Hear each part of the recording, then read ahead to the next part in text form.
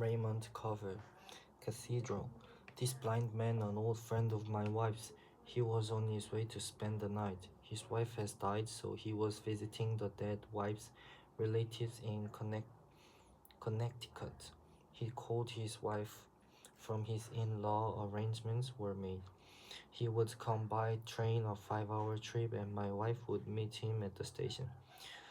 She hadn't seen him since she worked with for him one summer in Seattle 10 years ago, but she and the blind man had kept in touch.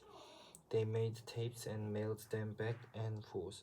I wasn't enthusiastic about his visit. He was no one I knew, and his being blind bothered me. My idea of blindness came from the movie. In the movies, the blind moved slowly and never left. Sometimes they were led by seeing eye dogs. A blind man in my house was not something I looked forward to.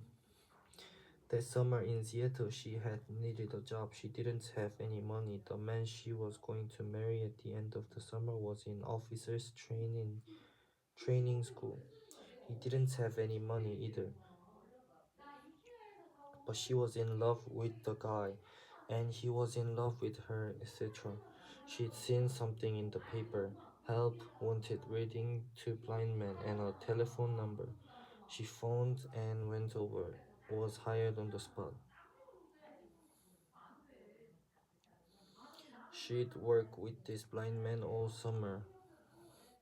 She read stuff to him, case studies, reports, the sort of thing. She helped him organize his little office in the country social service department. They'd become good friends, my wife and the blind man. How do I know these things? She told me. And she told me something else. On her last day in the office, the blind man asked if he could touch her face. She agreed to this. She told me he touched his fingers to every part of her face, her nose, even her neck. She never forget it. She even tried to write a poem about it.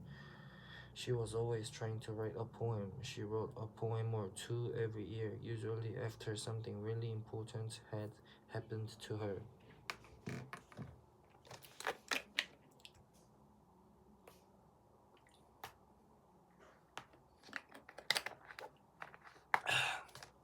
When we first started going out together, she showed me the poem. In the poem, she recalled his fingers and the way had moved around over her face. In the poem, she talked about what she had felt at the time, about what went through her mind when the blind man touched her nose and lips. I can remember I didn't think much of the poem. Of course, I didn't tell her that. Maybe I just don't understand poetry.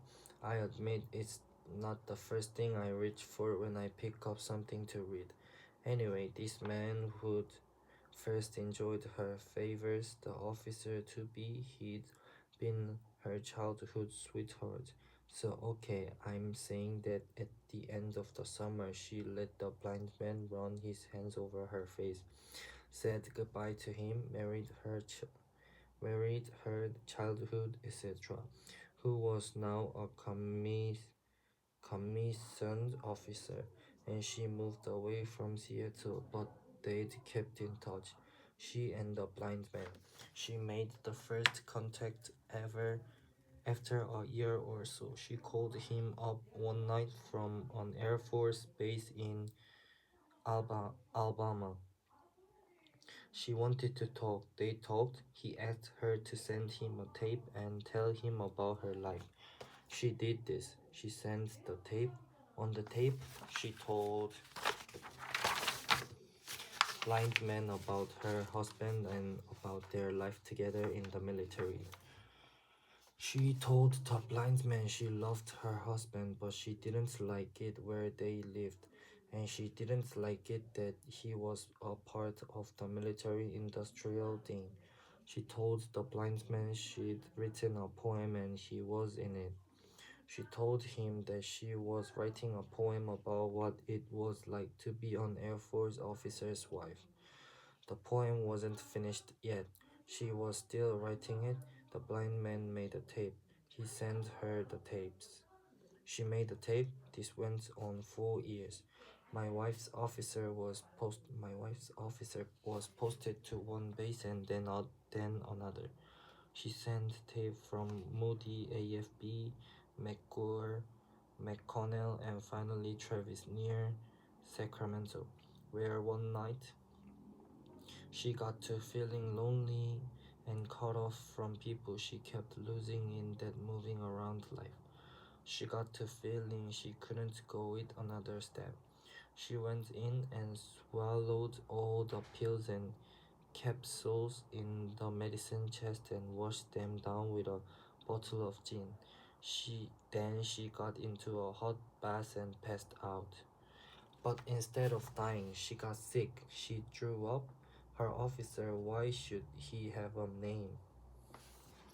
He was the childhood sweetheart, and what more does he want? Came home from somewhere, found her, and called the ambulance. In time, in time, she put it all on a tape and sent the tape to the blind man. Over the years, she put all kinds of stuff and tapes and sends the tapes of Lickety, Lickety Split next to writing a poem every year. I think it was her chief means of recreation. On one tape, she told the blind man she'd decided to live away from her office for a time. On other tape, she told him about her divorce. She and I began going out, and of course, she told her blind man about it. She told him everything, or so it seemed to me. Once she asked me if I'd like to hear the latest tape from the blind man. This was a year ago. I was on the tape, she said, so I said okay, I'd listen to it. I got us drinking I got us drinks and we settled down in the living room. We made ready to listen. First, she inserted the tape into the player and adjusted a couple of dials. Then she pushed a lever. The tape squeaked and someone began to talk in the loud voice. She lowered the volume after a few minutes of harmless chit chat. I heard my own name in the mouth of this stranger, this blind man I didn't even know, and then this. From all you've said about him, I can only conclude. But we were interrupted, a knock at the door, something, and we didn't ever get back to the tape. Maybe it was just as well I'd heard all I wanted to. Now this Now this same blind man was coming to sleep in my house. Maybe I could take him bowling, I said to my wife. She was at the draining board doing scalloped potatoes. She put down the knife and she was using and turned around. If you love me, she said, you can do this for me. If you don't love me, okay, but if you had a friend, any friend, and a friend came to visit, I'd make him feel comfortable. She wiped her hands with the dish towel. I don't have any blind friends, I said. You don't have any friends, she said. Period.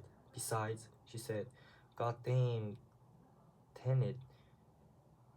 God damn, ten it. His wife just died. Don't you understand that?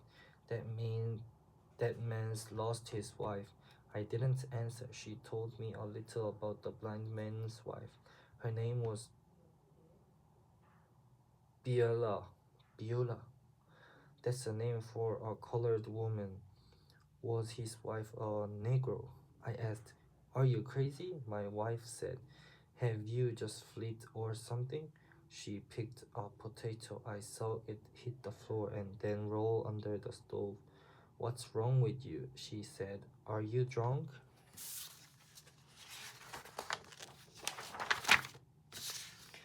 I'm just asking. Right, then my wife filled me in with more details than I cared to know. I made a drink and sat at the kitchen table to listen. Piece of the story began to fall into place. Pula, Beulah had gone to work for the blind man the summer after my wife had stopped working for him. Pretty soon, Beulah and the blind man had themselves a church wedding.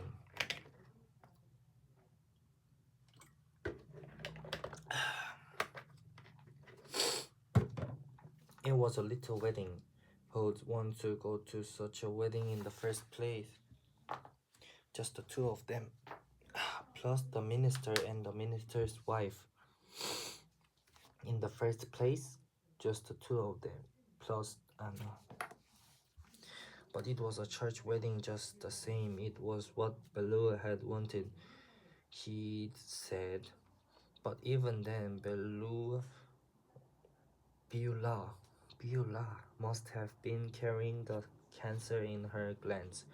After they had been inseparable for 8 years, my wife's word, inseparable, Beulah's health went into a rapid decline. She died in Seattle hospital room, the blind man sitting beside the bed and holding on to her hand.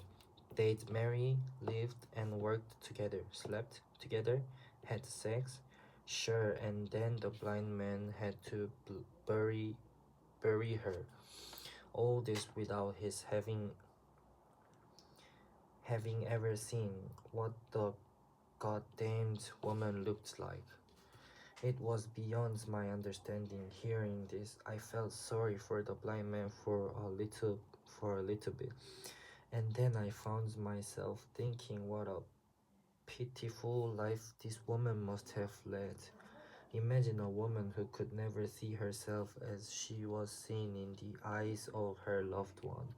A woman who could go on a day after a day and never receive the smallest compliment from her beloved. A woman whose husband could never read the expression on her face but it misery or something better. Someone who could wear makeup or not. What difference to him? She could, if she wanted, wear green eyeshadow around one eye, a straight pin in her nostril, yellow slacks and purple shoes, no matter. And then to slip off into death, the blind man's hand on her hand, his blind eyes streaming tears, and I'm imagining now her last thoughts may be this, that he never ever knew what she looked like, and she on unexpressed to the grave. Robert was left with a small insurance insurance policy and half of the 20 peso Mexican coin. The other half of the coin went into the box with her possessions. So when the time rolled around, my wife went to the depot to pick him up, with nothing to do but wait. Sure, I blamed him for that. I was having a drink and watching the TV when I heard the car pull into the drive. I got up from the sofa with the drink and went to the window to have a look. I saw my wife laughing as she parked the car. I saw her get out of the car and shut the door. She was still wearing a smile, just amazing. She went around to the shut the door. Other side of the car to where the blind man was already starting to get out. This blind man featured this. He was wearing a full beard. A beard on a blind man. Too much, I say. The blind man reached into the back seat and dragged out a suitcase. My wife took his arm, shut the car door, and talking all the way moved him down to the drive and then up the steps to the front porch. I turned off the TV. I finished my drink, rinsed the glass, dried my hands, then I went to the door. My wife said, I want you to meet Robert. Robert, this is my husband. I've told you all about him. She was beaming. She had this blind man by his coat sleeve. The blind man let go of his suitcase and up came his hand. I took it. He squeezed hard, held my hands, and then he let it go. I feel like we've already met. He bombed. Likewise, I said. I didn't know what else to say. Then I said, "Welcome, I've heard a lot about you." We began to move then a little group from the porch into the living room, my wife guiding him by the arm. The blind man was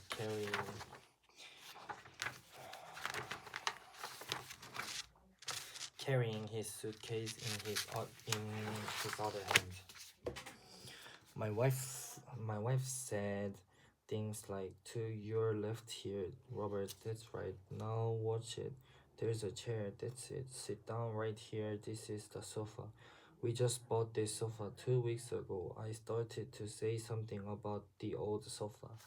I'd like that old sofa, but I didn't say anything. Then I wanted to say something else.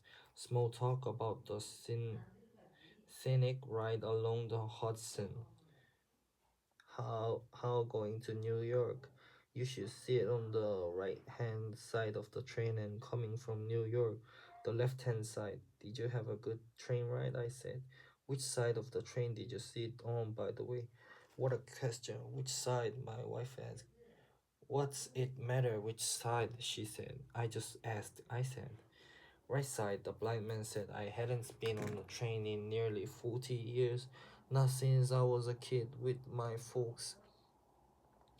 That's been a long time.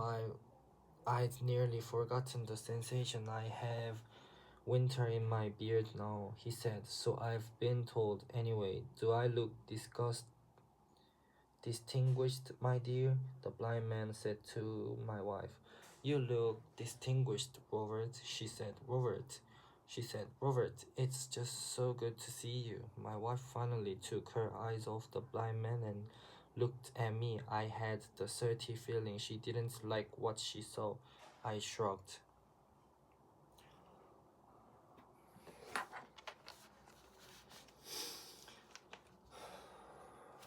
I've never met or personally know anyone who was blind. This blind man was late 40s, a heavy set, balding man with stooped shoulders, if he carried a great weight there. He wore brown slacks, brown shoes, a light brown shirt, a tie, a sports coat. Spiffy. He also had this full beard, but he didn't use a cane and he didn't wear dark glasses. I'd always thought dark glasses were a must for the blind. Fact was, I wished he had a pair. At first glance, his eyes looked like anyone else's eyes, but if you looked close, there was something different about them. Too much white in the iris, for one thing, and the pupils seemed to move around in the sockets without his knowing it or being able to stop it. Creepy as I started at his face, I saw the left pupils turn into toward his nose while the other made an effort to keep in one place. But it was only an effort. For that I was on the roam without his knowing it or wanting it to be. I said, "Let me get you a drink." "What's your pleasure?" "We have a little of everything. It's one of our pastimes." Bob, I'm a Scotchman myself," he said fast enough in this big voice. "Right," I said. "Bob, sure you are, I knew it." He let his fingers touch his suitcase, which was sitting alongside the sofa. He was talking his bearing. I didn't blame him for that. "I'll move that up to your room," my wife said. "No, that's fine," the blind man said loudly. "It can go up when I go up." "A little water with the scotch," I said. "Very little," he said. "I knew it," I said. He said, "Just a tad, just a tad." The Irish actor Barry Fitzgerald. "I'm like the fellow when I drink water." Fitzgerald said, "I drink water when I drink whiskey." "I drink whiskey," my wife laughed. The blind man brought his hand up under his beard. He lifted his beard slowly and let it drop.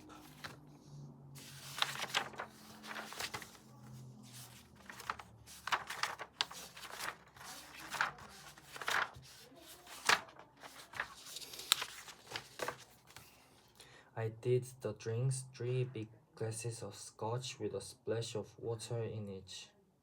Then we made ourselves comfortable and talked about Robert's travels. First, the long flight from the west coast to Connecticut. We covered that, then from Connecticut up here by train. We had another drink concerning that leg of the trip.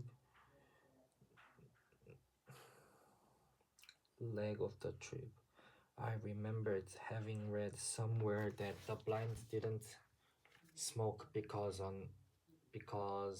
as speculation had it, they couldn't see the smoke they exhaled. I thought I knew that much and that much only about blind people, but this blind man smoked his cigarettes down to the bin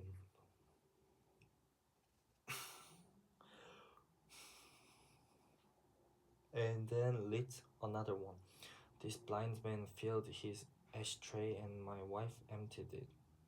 When we sat down at the table for dinner, we had another drink. My wife heaped Robert's plate with cube steak, scallop, scalloped potatoes, green beans. I buttered him up 2 slices of bread. I said, "Here's bread and butter for you. I shall swallowed some of my drink. Now let us pray," I said, and the blind man lowered his head. My wife looked at me, her mouth a- agape. Agape. Hold on.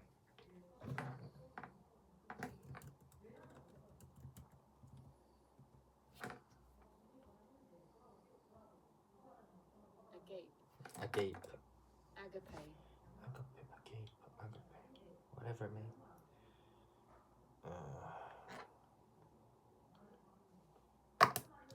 Where was I?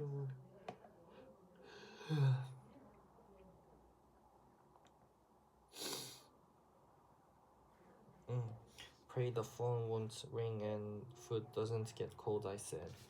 We dug in. We ate everything there was to eat on the table. We ate like there was no tomorrow. We didn't talk. We ate. We scarfed. We graced that table.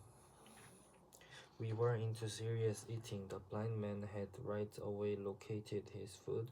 He knew just where everything was on his plate. I watched with admiration as he used his knife and forks on the meat. He'd cut 2 pieces of meat, fork the meat into his mouth, and then go all out for the scalloped potatoes, the beans next, and then he'd tear off a hunk of buttered bread and eat that. He'd follow this up with a big drink of milk. It didn't seem to bother him to use his fingers once in a while, either. We finished everything, including half a strawberry pie. For a few moments we sat as if stunned, sweat sweat beaded on our faces. Finally, we got up from the table and left the dirty plates. We didn't look back. We took ourselves into the living room and sank into our places again. Robert and my wife sat on the sofa. I took the big chair. We had us two or three more drinks while they talked about the major things that had come to pass for them in the past 10 years. For the most part, I just listened. Now and then I joined it. I didn't want him to think I'd left the room, and I didn't want her to think I was feeling left out. They talked of they talked of things that had happened to them. These past 10 years I waited in vain to hear my name on my wife's sweet lips, And then my dear husband came into my life, something like that. But I heard nothing on of the sort. More talked of Robert. Robert had done a little of everything, it seemed. A regular blind jack of a law trades, but most recently his wife had an Amway distributorship from which I gathered they'd earned their living, such as it was. The blind man was also a ham radio operator. He talked in his loud voice about conversations he'd had with fellow operations in Guam, in the Philippines, in Alaska, and even in Tahiti. He said he'd have a lot of friends there if he ever wanted to go visit those places. From time to time, he'd turn his blind face toward me, put his hand under his beard, ask me something. How long had I been in my present position? Did I like my work? Was I going to stay with it?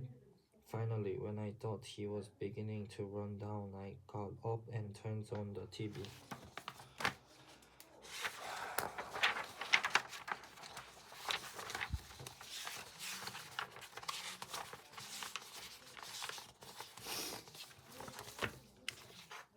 My wife looked at me with irritation. She was heading toward a boiled and she looked at blind man and said, Robert, do you have a TV? The blind man said, my dear, I have two TVs. I have a color set and a black and white thing. An old relic. It's funny, but if I turn the TV on and I'm always turning it on. I turn on the color set. It's funny, don't you think? I didn't know what to say to that. I had absolutely nothing to say to that, no opinion. So I watched the new program and tried to listen to what the announcer was saying. This is a color TV, the blind man said. Don't ask me how, but I can tell. We traded up while ago. We traded up a while ago, I said. The blind man had another taste of his drink. He lifted his beard, sniffed it, and let it fall. He leaned forward on the sofa. He positioned his ashtray on the coffee table, then put the lighter to his cigarette. He leaned back on the sofa and crossed his leg at the ankle. My wife covered her mouth and then she yawned. She stretched. She said, I think I'll go upstairs and put on my robe. I think I'll change it to something else. Robert, you make yourself comfortable, she said. I'm comfortable, the blind man said. I want you to feel comfortable in this house, she said. I am comfortable, the blind man said. After she left the room, he and I listened to the weather reports and then too was going to come back. I thought she might have gone to bed. I wish she'd come back downstairs. I didn't want to be left alone with a blind man. I asked him if he wanted another drink and he said sure. Then I asked if he wanted to smoke some dope with me. I said I'd just rolled a number. I hadn't, but I planned to do so in about 2 shakes. I'll try some with you. He said, damn right. I said, that's the stuff. That's the stuff. I got our drinks and sat down on the sofa with him. Then I rolled us two fat numbers. I lit one and passed it. I brought it to his finger. He took it and inhaled. Hold it as long as you can, I said. I could tell he didn't know. The first thing, my wife came back downstairs wearing her pink robe and her pink slippers. What do I smell? She said. We thought we'd have some cannabis. I said. My wife gave me a savage look. Then she looked at the blind man and said, Robert, I didn't know you smoked, he said. I do now, my dear. There's a first time for everything, but I don't feel anything yet. This stuff is pretty mellow. I said, this stuff is mild. It's dope you can reason with. I said, it doesn't mess you up. Not much, it doesn't, bub. he said, and left. My wife sat on the sofa between the blind man and me. I passed her the number. She took it and talked, and then passed it back to me. Which way is this going? She said. Then she said, I shouldn't be smoking this. I can hardly keep my eyes open as it is. The dinner did me in. I shouldn't have eaten so much.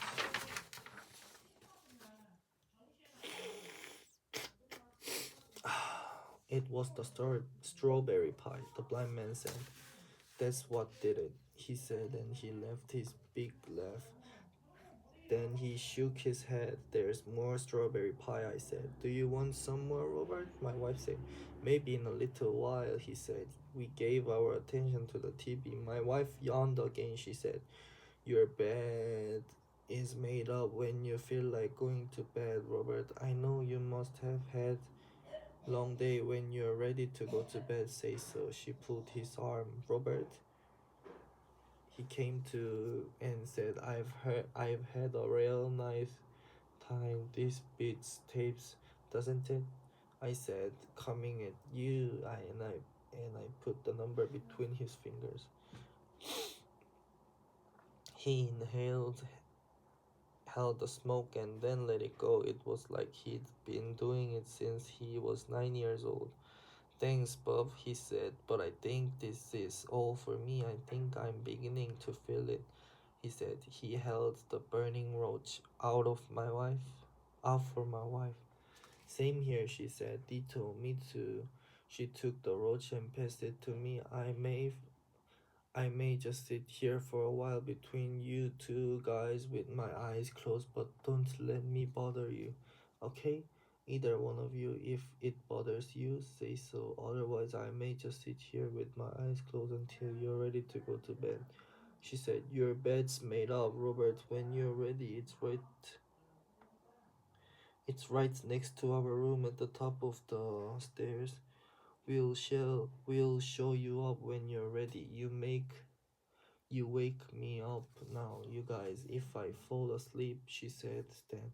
And then she closed her eyes and went to sleep. The news program ended. I got up and changed the channel. I sat back down on the sofa. I wished my wife hadn't popped out. Her head lay across the back of the sofa, her mouth open. She turned so that her robe had slipped away from her legs, exposing a juicy thigh. I reached to draw her robe back over her, and it was then that I glanced at the blind man. What the hell? I flipped the robe open again. You say when you want some strawberry pie. I said, I will, he said. I said, Are you tired? Do you want me to take you up to your bed? Are you ready to hit the hay? Not yet, he said. No, I'll stay up with you, Bob. If that's alright, I'll stay up until you're ready to turn in. We haven't had a chance to talk. Know what I mean? I feel like me and her monopolized the evening. He lifted his beard and he let it fall. He picked up his cigarette and his lighter. That's alright, I said. Then I said, I'm glad for the company. And I guess I was. Every night I smoked dope and stayed up as long as I could. When I did go to sleep, I had these dreams. Sometimes I'd wake up from one of them, my heart going crazy.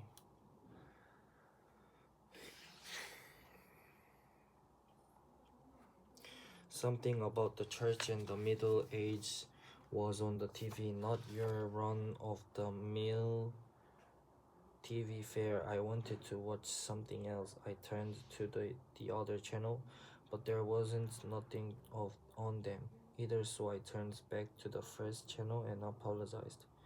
Bob, it's alright. I'm always learning something. Learning never ends. It won't hurt me to learn something tonight. I got ears, he said. We didn't say anything for a time. He was leaning forward, his head turned at me, his right ear aimed in the direction of the set. Very disconcerting.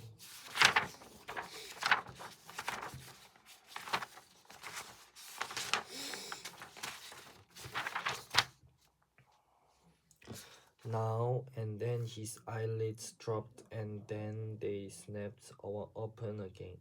Now and then he put his fingers into his beard and talked like he was thinking about something he was hearing on the television. On the screen, a group of men wearing coats was being set upon and tor- tormented by men dressed in skeleton costume and a man dressed in devils.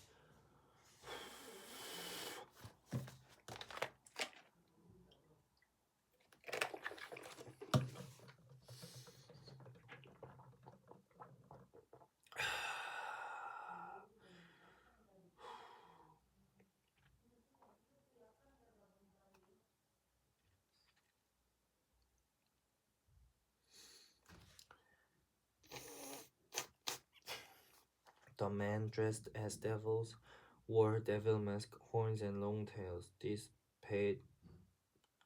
pagan was part of procession, though. The Englishman who was narrating the thing said it took place in Spain once a year.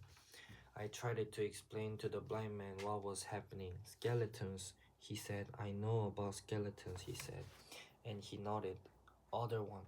Finally, the picture switched from to the famous one in Paris, which with its flying buttresses and its spires reaching up to the clouds. The camera pulled away to show the whole of the cathedral rising above the skyline. There were times when the Englishman who was telling the thing would simply let the camera move around over the cathedrals, or else the camera would tour the countryside. Men in the fields walking behind oxen. I waited as long as I could. Then I felt I had to say something. I said, "They're showing the outside of this cathedral now. Gargoyle, gargoyle little statues carved to look like monsters. Now I guess they're in Italy. Yeah, they're in Italy. They're painting on the walls of this one church. Are those fresco paintings, Bob?" he asked.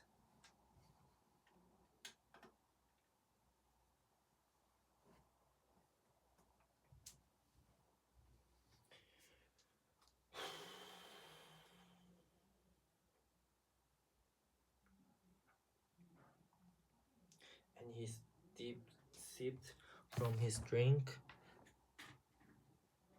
I reached for my glass, but it was empty. I tried to remember what I could remember. You're asking me, are those frescoes? I said, "That's a good question. I don't know." The camera moved to cathedral outside Lisbon. The differences in the Portuguese cathedral compared with the French and Italian were not that great, but they were there. Mostly the interior stuff. Then something occurred to me, and I said, "Something has occurred to me. Do you have any idea what a cathedral is? What they look like? That is, do you follow me? If somebody says cathedral to you, do you have any notion what they're talking about? Do you know the difference between that and a Baptist church, say?" He let the smoke drivel from his mouth. "I know they took hundreds of workers, 50 of hundreds years to build." He said, "I just heard the man say that. Of course, I know generations of the same families worked on a cathedral. I heard him say that too. The men who began their life work of them, they never lived to see the completion of their work. In that wise, Bob, there's no difference from the rest of us, right?" He laughed, then his eyelids dropped again. His head nodded. He seemed to be snoozing. Maybe he was imagining himself in Portugal. The TV was showing another cathedral now. This one was in Germany. The Englishman's voice droned on cathedrals. The blind man said. He sat up and rolled his head back and forth. If you want the truth, Bob, that's about all I know. What I just said. What I heard him say, but maybe you could describe one to me. I wish you'd do it. I'd like that. If you want to know, I'm ready to. I really don't have a good idea. I started hard at the shots of the cathedral on the TV. How could I even begin to describe it? But say my life depended on it. Say my life was being threatened by an insane guy who said I had to do it or else. I started some more at the cathedral before the picture flipped off into the countryside. There was no use. I turned to the blind man and said, to begin with, they are very tall. I was looking around the room for clues. They reached they reached way up, up and up toward the sky. They're so big, some of them there have to have these supports to help hold them up, so to speak. These supports are called buttresses.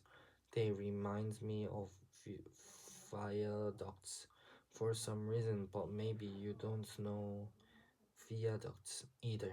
Sometimes the cathedrals have devils and such carved into the front. Sometimes lord and ladies. Don't ask me why this is, I said.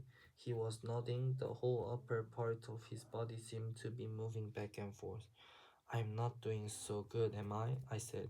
He stopped nodding and leaned forward on the edge of the sofa and he listened to me. He was running his fingers through his beard. I wasn't getting through to him. I could see that, but he waited for me to go on just the same. He nodded like he was trying to encourage me. I tried to think what else to say. They're really big, I said. They're massive. They're built of stone, marble, too. Sometimes in those olden days when they built cathedrals, men wanted to be close to God. In those olden days, God was an important part of everyone's life. You could tell this from their cathedral building. I'm sorry, I said, but it looks like that the best I can do for you. I'm just no good at it. That's alright, Bob. The blind man said, hey, listen, I hope you don't mind me asking you. Can I ask you something? Let me ask you a simple question. Yes or no? I'm just curious and there's no offense. You're my host, but let me ask if you are in any way religious. You don't mind me asking? I shook my head. He couldn't see that, though. A wink is the same as a nod to a blind man. I guess I don't believe in it in anything. Sometimes it's hard, you know what I'm saying. Sure I do, he said. Right, I said. The Englishman was still holding forth. My wife sighed in her sleep. She drew a long breath and went on with her sleeping. You will have to forgive me, I said, but I can't tell you what a cathedral looks like. It just isn't in me to do it. I can't do any more than I've done. The blind man sat very still, his head down, and he listened to me. I said, the truth is, cathedrals don't mean anything special to me. Nothing cathedrals. They're something to look at one late night TV. That's all they are. It was then the blind man cleared his throat. He brought something up. He took a handkerchief from his back pocket. Then he said, I get it, Bob. It's okay. It happens. Don't worry about it. He said, hey, listen to me. Will you do me a favor?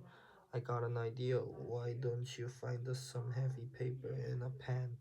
We'll do something. We'll draw on together. Get us a pen and some heavy paper. Go on, Bob. Get the stuff, he said. So I went upstairs. My leg felt like they didn't have any strength in them. They felt like they did after I'd done some running. In my wife's room, I looked around. I found some ballpoints in a little basket on her table. And then I tried it to drink where to look for the kind of paper he was talking about. Downstairs in the kitchen, I found a shopping bag with onion skins in the bottom of the bag. I emptied the bag and shook it. I brought it into the living room and sat down with the near his leg. I moved some things, smoothed the wrinkles from the bag, spread it out on the coffee table. The blind man got down from the sofa and sat next to me on the carpet. He ran his fingers over the paper. He went up and down the sides of the paper, the edges, even the edges. He fingered the corners. All right, he said. All right, let's do her. He found my hands, the hands with the pen. He closed his hand over my hand. Go ahead, Bob, draw, he said. Draw, you'll see. I'll follow along with you. It will be okay, just begin now, like I'm telling you. You'll see, draw, the blind man said. So I began. First, I drew a box that looked like a house. It could have been the house I lived in. Then I put a roof on it. At either end of the roof, I drew spires. Spires, crazy. Swell, he said. Terrific, you're doing fine, he said.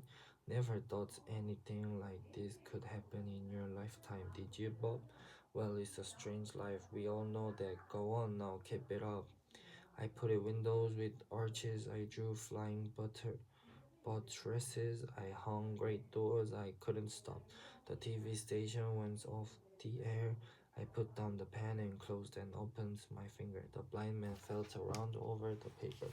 He moved the tips of his fingers over the paper and all over what I had drawn, and he nodded. Oh, doing fine, the blind man said. I took up the pen again and found my hand. I kept at it.